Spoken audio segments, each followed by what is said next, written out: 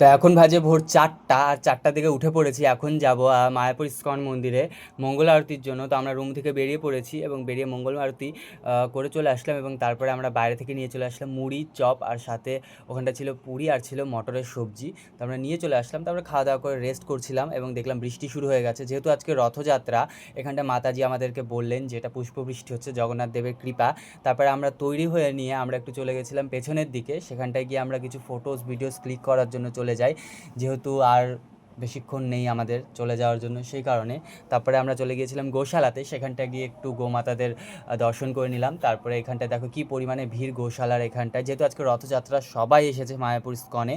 এখানটায় যেহেতু বড় করে হয় সেখানে। আর এখানটায় দেখো এই যে কুটিরগুলো দেখতে পাচ্ছ, এখানটায় শ্রী রাধা, রাধারানী এগুলো লেখা রয়েছে। এত সুন্দর করে হ্যান্ডওয়ার্ক করা হয়েছে, এত সুন্দর, তোমাদেরকে কি বলবো।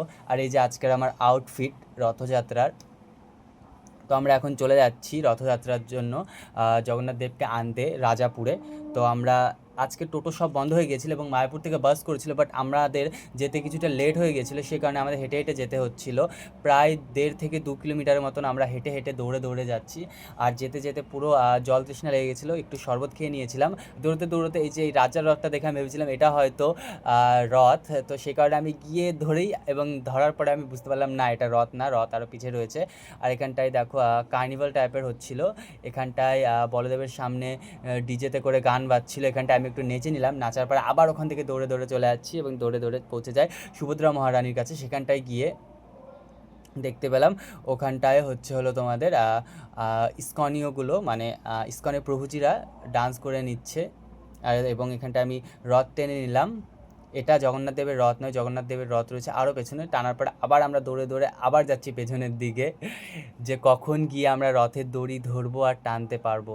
আর এখানটা দেখো দুটো কি এটা গরিলা বানানো হয়েছিল। এখানটায় দেখো ইস্কনীয় প্রভুজিরা ডান্স করছে, নৃত্য করছে। এত আনন্দ মনের মধ্যে, কি বলবো তোমাদেরকে, জাস্ট দৌড়ে দৌড়ে, মানে এত দৌড়ে যাচ্ছি আর মনের মধ্যে একটা আলাদাই খুশি, আলাদাই আনন্দ। সব শেষে আমরা লাস্টে জগন্নাথ দেবের জগন্নাথ প্রভুর রথ আমরা ধরতে পেলাম, এবং কি যে বলবো তোমাদেরকে, এত যে শান্তি টানার পরে। আর এখানটায় দেখো কি পরিমাণে ভিড়, মানে জাস্ট ঠেলে ঠেলে অনেকবার অনেকেই পড়ে গেছে, কিন্তু এখানকার ব্যবস্থা খুবই ভালো, যে কেউ পড়ে গেলে তখন মাইকে করে বলে দেওয়া হয় এবং রথটাকে দাঁড়িয়ে দেওয়া হয়। এখানটা আমরা মহাপ্রসাদ পেয়ে গেছিলাম জগন্নাথ প্রভুর। আর এখানটা দেখো আমার পাশে রয়েছেন শ্রীমান গোপালা দাস। আমি ওনার সব ধরনের ভিডিও দেখি, একাদশী বা অন্যান্য যেগুলো গুরুত্বপূর্ণ ভিডিও থাকে আমি ওনার অনুযায়ী দেখি। তো ওনার সঙ্গে দেখা হয়ে গেছে, ওনার সঙ্গে একটু কথাবার্তা হলো। আর এখানটা আমি জগন্নাথ দেবের কাছে বারবার বলছিলাম যে প্রভু আমাকে একটা মালা দাও, আমাকে একটা মালা দাও, আমাকে দেয়নি। তারপর গিয়ে আমি বলদেবের কাছে নালিশ জানিয়েছিলাম, এবং সেটা নালিশ জানানোর পরে কী হচ্ছে সেটা তোমাদেরকে আমি লাস্টে দেখাচ্ছি। আর এখানটা দেখো ডান্স নৃত্য করছিলাম, এখানে মাতাজিরা করছিল, সাইডে আমরা করছিলাম। তারপরে রথ এসে ঢুকে যায় ইস্কন মন্দিরের ভেতরে, মানে গুন্ডিচা মন্দিরে। তারপর এখানটায় এসে ফাইনালি আমি পেয়ে যাই মালা। এত খুশি, রুমে আসি জাস্ট তুমি দেখো, আমি এত খুশি হয়েছিলাম যে কি বলবো। দুটো ফুল পেয়েছি, সাথে একটি তুলসী মালা পেয়েছি। অনেক খুশি হয়েছি যে জগন্নাথ দেব আমাকে কৃপা করেছে। আমি প্রথমবার মায়াপুর ধামে গিয়েছি এবং তারপর আমার উপরে এইভাবে কৃপা করেছে। তো আজকে ব্লগটা এইটুকুই, ভালো লাগলে লাইক কমেন্ট শেয়ার করে দিও। চলো দেখা হচ্ছে তোমাদের সঙ্গে আরও নেক্সট ভিডিওতে। ভালো থেকো সবাই, হরে কৃষ্ণা।